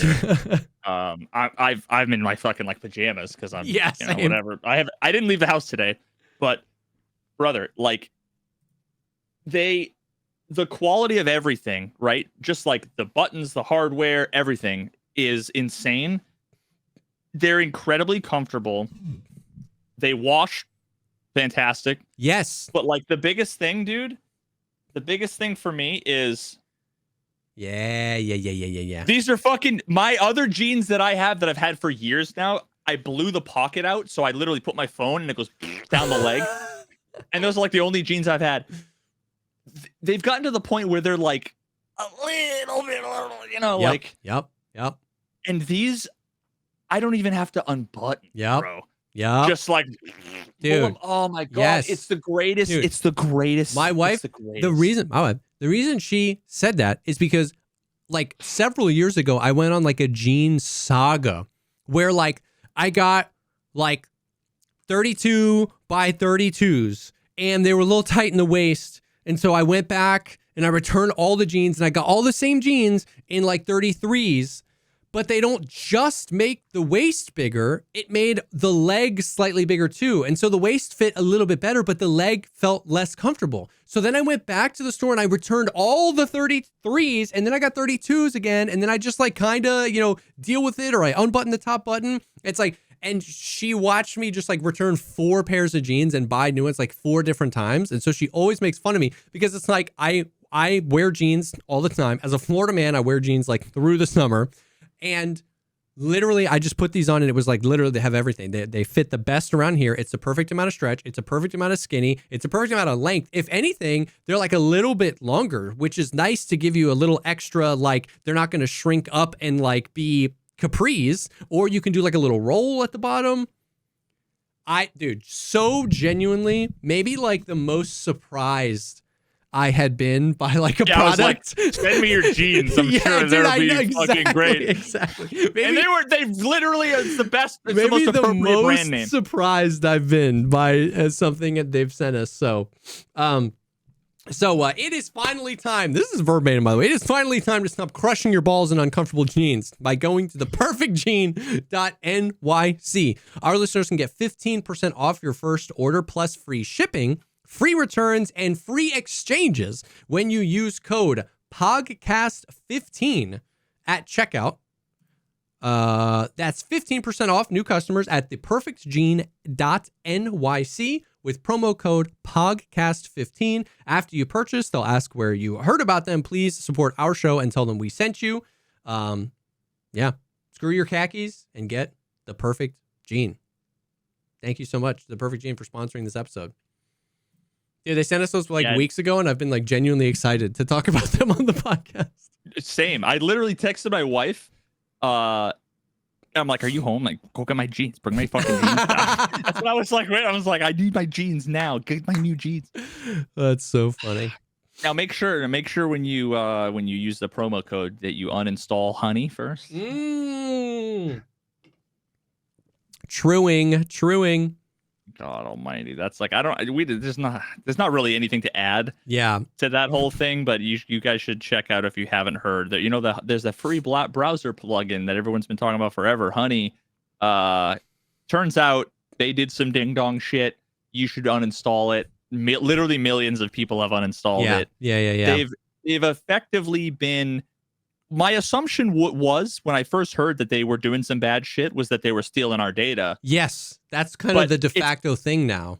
It's actually, I would say, arguably worse. Is they're stealing our money. Yeah, and by our money, I mean our money. They were literally. That's what's crazy. Our money and our money. Like, they were screwing creators out of getting money and negotiating with businesses to not put the steepest discount codes into the Honey thing. They were literally nickel and diming both ends. Yeah. That's crazy. They were trying to make more money for the companies by having people intentionally not using the best coupons to use their coupons. And then in the process, what they were doing is when you go to say apply the coupon, there's the little browser cookie session information that gets stored when you click on like an affiliate link. When you click on, the reason why we're like, in a lot of the videos where things are sponsored, we put the links, in the top comment or in the description. Those are very special links that when you click them and you go through the process of buying, that the creator gets credit, which either sometimes they get literally paid a fraction or a set amount. Other times, it like tracks how many orders or whatever. Yeah. So either directly or indirectly, right? Like if you bring in a bunch of business, then they're more likely to say, "Hey, we want to work with this content creator again for our next month," right? So it helps out if you care about the content creator. Now, what Honey was basically doing is when you'd go to say, "Yeah, find me a deal," even if whether they gave you a coupon code or not, and they basically never did, they would switch out the influencer's reference link and put their own. Yep. So they would get paid. Yep. So the influencers weren't getting paid. They were getting paid, and they were not giving you codes. They were spinning up they were working with businesses and spinning up honey specific codes so if Old Navy had a 20% off code floating around, they would work with Old Navy to have Old Navy promote honey, because then they would spin up honey 10. And then anytime anyone was shopping at Old Navy, it would automatically populate honey 10 for 10% off, which is not the 20% off, which is the steepest discount available. So they would save Old Navy money. They would yoink creators money because they would swap out their own affiliate code. And then the very thesis of what they're doing, which is you'll never find a better discount code if you use honey, was a lie to the consumer. So to the consumer, to the influencer, they were screwing everybody. They were literally only helping the big brands they were working with, and then stealing the affiliate links and getting paid off that. It's crazy. Yeah, now I finally got rid of it after all this went down. But yeah, I mean, for the last like 7 years, it's literally just been a constant annoying pop-up that never provided me any value. Just one day, and for some reason, I just never occurred to me to get rid of until now, yep. Right? Like, crazy stuff. That was funny, man.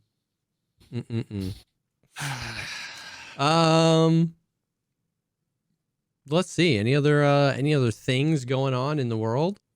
Well, have you heard about the whole pirate software thing too? What's going on? Is that the Ashes of Creation thing? No. Well, it's tangentially related. Because he talked to Asmon about Ashes, and people were mad that he talked to Asmon? So people were mad about that, okay? But then a couple days later, and I'm sorry, but I don't know anything about World of Warcraft, okay? Yes. WoW. Well, the OnlyFans? Is this OnlyFans drama? Yeah. There was like a fucking WoW raid hardcore. I don't know it. I've heard fucking Redditors and Twitterers say both sides. I don't really care either way. It could be either way. It could have been... What ended up happening was they were doing a raid. Hardcore means permadeath. When your character dies, they die. He was playing, I don't know, support character, maybe druid. I don't fucking know. I don't know jack shit. I don't know anything about WoW. But effectively, the story was that they went in and he basically panicked, ran away, and got people killed in there, and then didn't take any blame. Double down, triple down, whatever. And now it's like my Twitter feed this morning, it was filled with something I've never seen before, which was effectively like all these different versions of a meme that was like, when a person that this is like the flavor of it. I'm paraphrasing. When somebody who like has historically been really popular and like, well received, that you've hated for probably dumb, petty reasons. Yeah. Finally does something. Yeah. That everyone then gets mad and wants to cancel him for. Then I'm now happy that everyone agrees that this person sucks. Yeah. It's like, and there's like, we're talking like death threats level of nonsense. I think he might have been like kicked from the guild or whatever. Oh my god, it's just it's so wild, dude. Sounds like the complete opposite of anything I want to assign value in my life. Like, I think it's funny as a conversation to have on the podcast, like the internet's cooked, like that's crazy, like as news. But like the thought of like people just spending like hours and hours and hours of their time who are not big content creators, just like in Twitter replies arguing about pirate software or Tyler 1 or whatever, and the like what move they should have made in the WoW raid, like oof.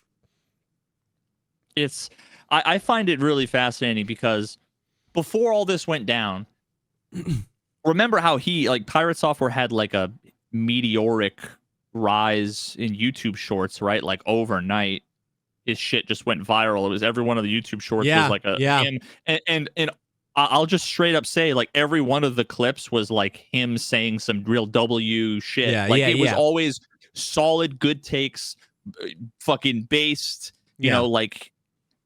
So I've had nothing but respect for the guy. Yeah. And in my opinion, you can tell a lot about when you listen to someone talk about a lot of different things a lot. You can get a pretty good vibe for, you know, they might be like a serial killer, right? Like, you don't really know anyone, but you can get a pretty good vibe for who someone is based on how they talk. And I would have put him in the category of like people that I would be close friends with, maybe in real life, like the kind of person. Again, I don't know him. He might be a dickhead. He might, I don't know, but for sure, he's articulate. He's smart. He's thoughtful. He's skeptical. He seems knowledgeable. So it's crazy that all of these people, because of one thing, now a million people are coming out and saying, he's such a garbage trash human for X, Y, and Z. Honestly, it makes me feel better because it's like there's nobody who can exist on the internet and not have thousands of people detest their very being as if they fucking know anything about them. Like, it's so wild to me how people. Yeah, it feels like, you know how remember all the hipster memes? You know, I liked this before it was cool. Like, that became the thing where like being a hipster was reduced down to like enjoying something niche before a larger group of people enjoyed it. Yeah. The internet hipster is tragically having an opinion about the essence of a human before everyone else did. It's like, I watched Pirate Software shorts before he blew up, and now he's made a mistake, and there's a non-zero amount of people that go, we have to crucify this guy because if I'm not first to crucify him, I have no value in my life. Like if I'm not the hipster in terms of my opinion on him, then my life has no value. And so it's like, the mistake is, if it was a mistake, I literally don't know anything about WoW. If it was a mistake, the mistake may be enough, but we're not sure if it's enough. But if it's enough to crucify him and I didn't come on this train until Wednesday when he made the mistake on one day, then what am I doing? So we auto crucify him because it's like, I gotta get ahead of it. And that's so gross and dystopian and weird. Yeah, imagine the worst case scenario. He fucked up in a video game, got some pixels got deleted, and he was stubborn and was in denial and doubled or tripled down. That's the worst. That's his worst crime. And that right there is enough to like people. What people want is for his life to drastically change in one way or another because of this. Yeah. The internet was a mistake. Humanity deserves a fucking asteroid. Return to monkey. Like, I'm gonna be like, Earth to Bruce Willis, turn the rocket around. We do not want to blow up the asteroid. We want the asteroid to hit Earth. It turns out, please put us out of our fucking misery. Yeah. It's crazy because like somebody said it earlier, like streamer WoW Guild gets angry that content was made. And I was like, that's so true. Like, imagine if everybody like got frustrated, but like channeled that frustration into almost like fake funny frustration. And it was just like a content waterfall of like shorts of like the Leroy Jenkins thing. You know what I mean? Like, that dude objectively ruined that raid. It's the most like viewed WoW clip of all time. Like, imagine if it had turned into content and there was like the mass wipening. And it's like, I mean, I get that people invested a lot of time into their characters. And so I'm just saying. Yeah, I mean, at the end of the day, again, this all comes down to like empathy. I am not going to, like, he might have fucked up. Yeah. And he might have been a douche afterwards. But I promise you, every single one of you listening, put in a similar situation in front of hundreds of thousands, if not millions of people, with all the clips being shared and talked about. You're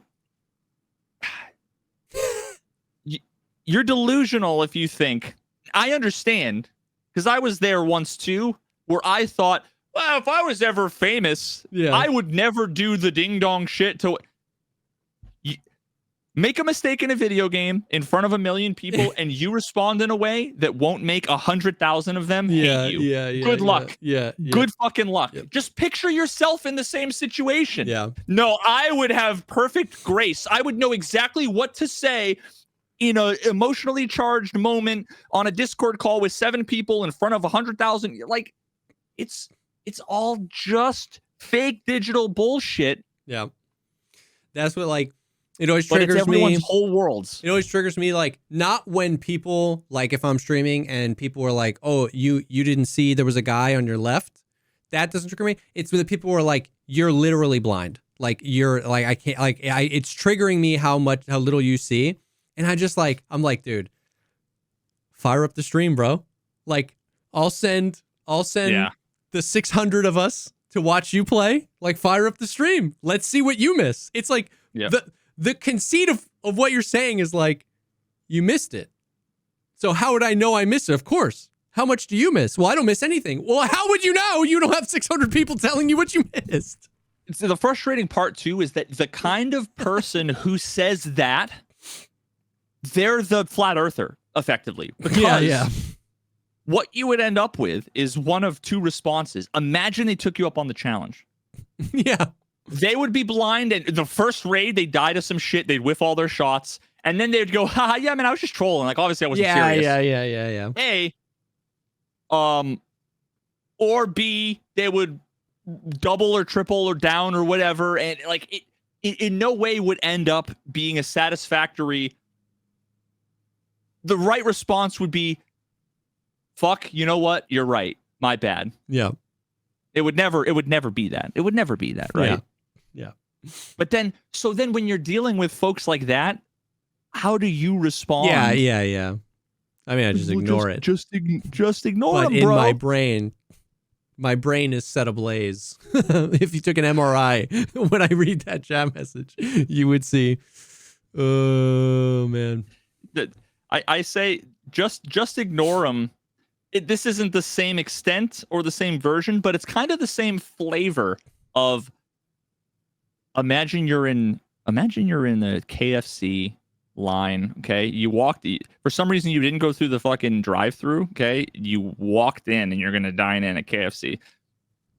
And some guy calls your wife the C word because she accidentally bumped into him, whatever. Are you going to not say anything? You just going to... Yeah, just ignore it, bro. You're just going to ignore it? Okay, bitch. All right. Yeah. That's funny. That is funny. Let's see. Delta Force Season 2 launches this weekend. I'm very excited. Bro, you know what else comes out this weekend? I think it's this weekend. Severance Season 2.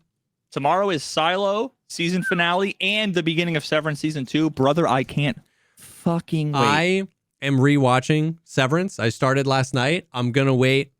I mean, I'll probably be done with it like Saturday maybe, so I might not watch the premiere of Season 2 tomorrow. But like, oh my God. It's so good. Oh, because I didn't realize it's been 3 years. 3 years since the first season came out. Time doesn't exist. Yeah, time doesn't exist. So, so I was like, I really should re-up on all the little like subplots and the things the questions that we had. Like, I obviously remember the like overarching thing and like how it ended. I don't want to spoil if you haven't seen it, but go watch Severance. They do. It's so funny. We talk a lot about like realism and stuff like that, and they do. I feel like such a good job at balancing, like creating an immersive, realistic conversation where there are these moments where you feel like you're like, yes, like that's exactly how I would react, and sacrificing that in order to like make the TV show. Yep. And it knows when to press each button. You know what I mean? Because when to suspend the disbelief. Yeah, because sometimes realism is annoying because it's like, yes, I would question everything, and that makes for a boring ass TV show. Like the point of this is I want to see what the world would look like if, you know, this was real. And so it knows when to like have the characters like progress and engage with the insanity that's happening. And then it knows when to have the moment where the character's like, no, I reject this. I don't. And you're like, yeah, like I would freaking freak out if I was in there. And I just, upon rewatching it, I watched the first 3 episodes last night. I was like, they nail that. Like, and the writing is just really good, and they find that line really well. And you just like feel like you're in this weird sci-fi-ish kind of world, but then you also feel like you can really understand and empathize with like the feelings the characters are feeling. It's so good. It's so good. Yeah, and it's, I think there's gonna be some like every frame of painting video essays on like the cinematography, the blocking, the colors. Like I've been addicted to watching like, you know, here's a trailer analysis breakdown of all the things, and it's just been really, really good. Dude, there's something I like have to get out because I feel like this is a fan theory. Welcome to the fan theory section of the Severance, the new Severance, the Severance cast. Yeah. Oh. So there's been a lot of crazy shit that people have proposed about whatever, but there's something I can't get out of my head that I need to just put out there just so I can be like, I was onto something, and there's video evidence. Spoiler warning. I'm assuming if you haven't seen it, skip ahead. I mean, maybe minor. Yeah. It's been 3 years. If you haven't seen it, freaking pause the podcast and go watch it, please. Honestly, I bet you most people probably haven't because it's on Apple. That's right? true. Apple TV Plus, yeah. But it's worth it. It is literally worth an Apple TV subscription. Even if you sign up for it, do the subscription, and then forget, and then cancel it 5 years from now, it will have been worth it if you watch Severance season 1 and very likely season 2. Although we'll see, maybe they fall off. Yeah. I doubt it. So, someone had a weird theory about, you know, the goats. Yes. And someone had said maybe they weren't goats, but they were like babies. And somehow the like severance process was making them see things differently. Oh. Now I heard that and was kind of like, you know, I don't know. But then when I was watching it all again, the season finale, when they're working overtime. Yeah. I'll just say this. When they're working overtime, I think all 3 of them, I know at least one, actually, 2 of the 3. Yeah. Maybe 3 of the 3. I'd have to go back and watch it again. They all had like an extended scene where they were looking at themselves in the mirror. In a way that was like, is this what I look like? Kind of thing. And I'm like, I wonder how much. Yeah, maybe. I don't know. Yeah, for sure. If it changed what they see, then yeah. I don't know. I think it's like there's also reasons why like the theory's weird or dumb or silly or whatever, and then like doesn't quite make sense because they'd have to also do it on like the little tchotchkes on the tables and like all of the things. Yeah. But like it was just something I'm like, why? Yeah. And maybe that was just metaphorical, or it was a way to like have the same kind of beat, you know, but it was like, I just remember seeing one of them look at themselves in the mirror and almost like look confused. Yeah. And I was like, I feel like you would just have a slightly different haircut, like style. Yeah. Or like clothes. But didn't you say you heard some theory that the goats were the board of directors or something? Yeah, I agree. Yeah, well, because there's a lot of theories about maybe super quickly, we should just say what the premise of the show is. Yeah. So there's this medical procedure you can have called Severence, and they put a little chip in your brain, and what it does is it basically bifurcates your brain into kind of two different experiences. Yeah. Based on where you are. In this case, it's when you walk into work, you go in the elevator, it switches over to basically another version of you. The reason why you do that is because imagine you hate work. Everyone hates work, the 9 to 5, yep. right? Don't you wish you could just like fast forward through it?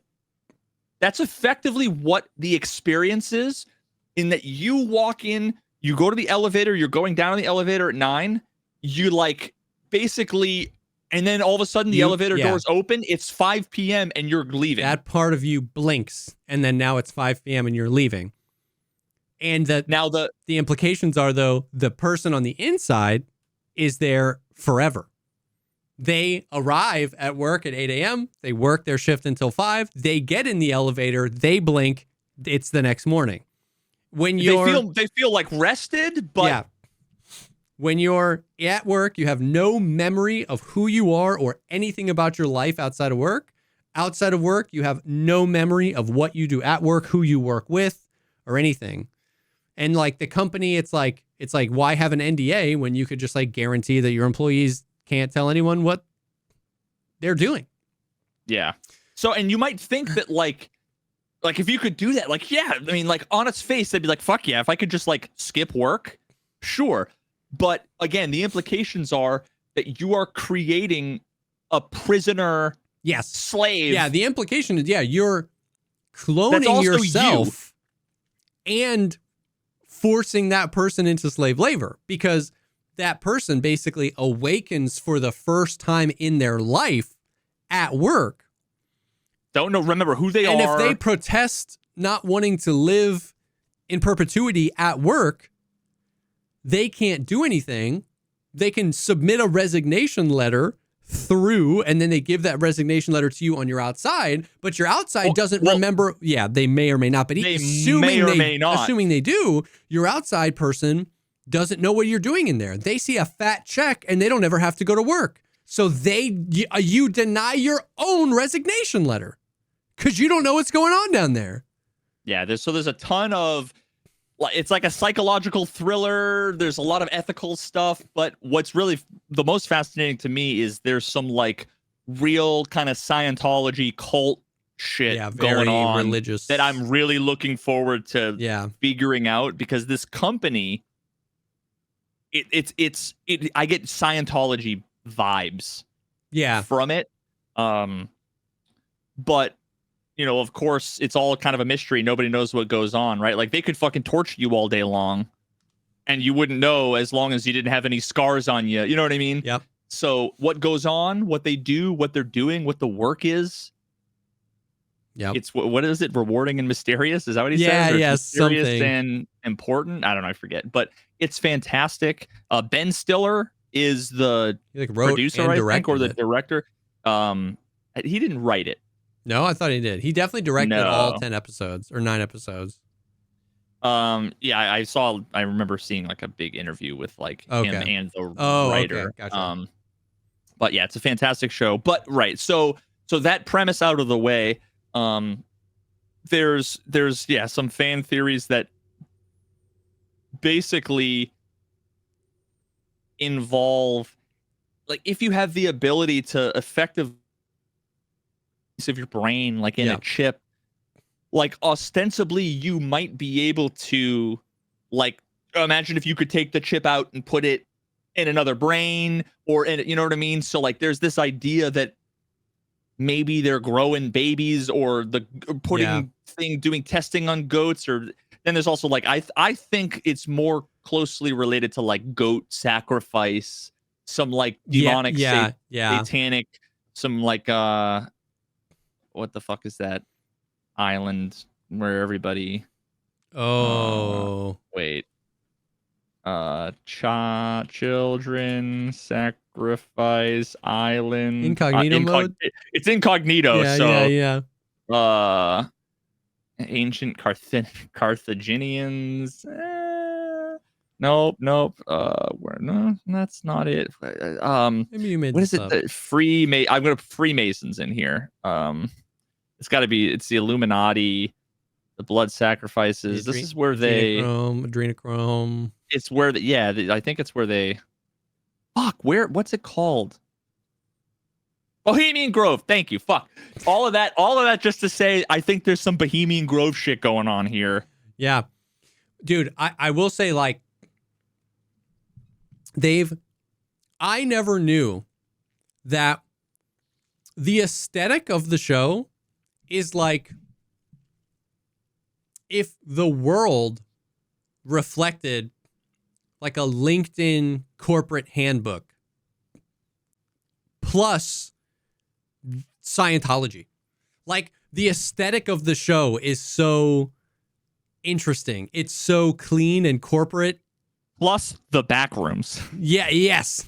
Plus the back rooms. Like, it's so clean and it's like, it's so not scary. It's scary.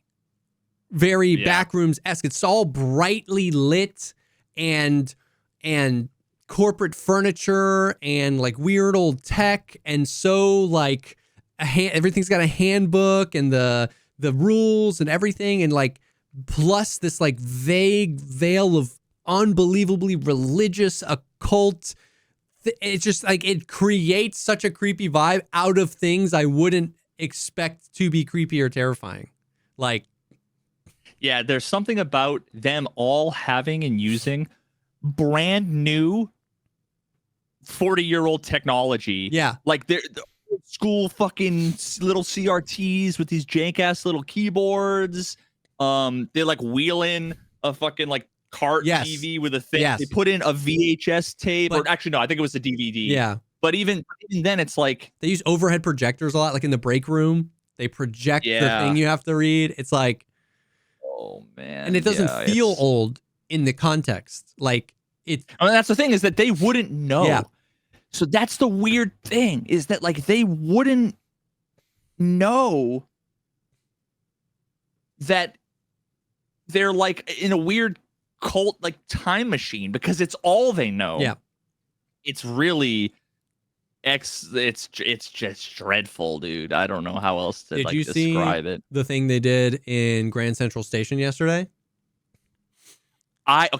This was my ADHD brain.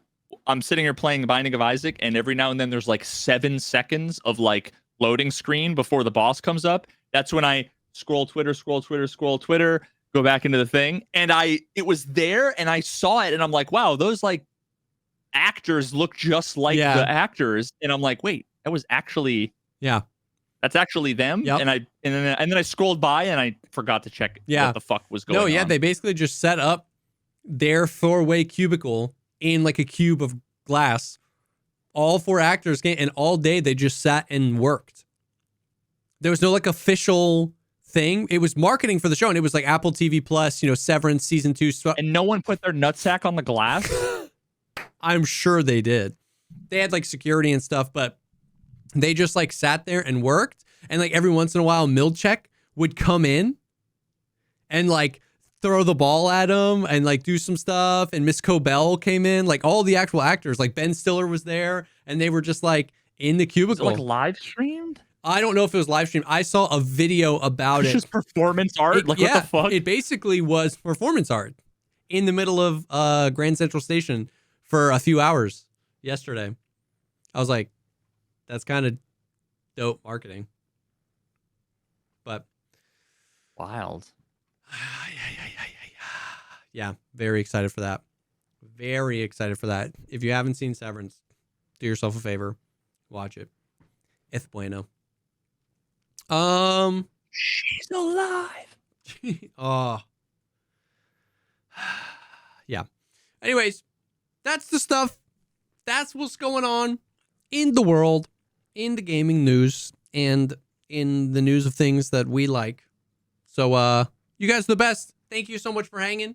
Thanks for being here. Thanks for witnessing our therapy sessions and our talks about all the Poggers things. If you want more content like this, you can go to patreon.com/thepogcastpod and get early ad-free access to these episodes if you missed part of it, and even additional episodes we record just for the patrons over there.